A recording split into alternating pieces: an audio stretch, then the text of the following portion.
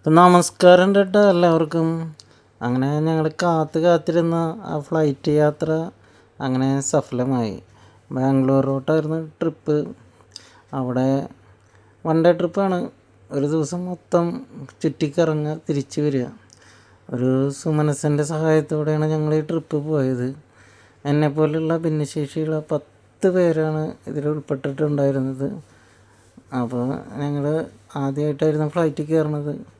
ഇവിടുന്ന് ബസ് വന്നു, നെടുമ്പാശ്ശേരി എത്തി. അവിടുന്ന് ഫ്ലൈറ്റിൽ കയറി ബാംഗ്ലൂർ ഇറങ്ങി മജസ്റ്റിക്, വൃന്ദാവൻ, അങ്ങനെ 2-3 സ്ഥലങ്ങൾ കയറി തിരിച്ച് ട്രെയിനിൽ ഒരു യാത്ര. എന്തായാലും വളരെ മനോഹരമായിരുന്നു.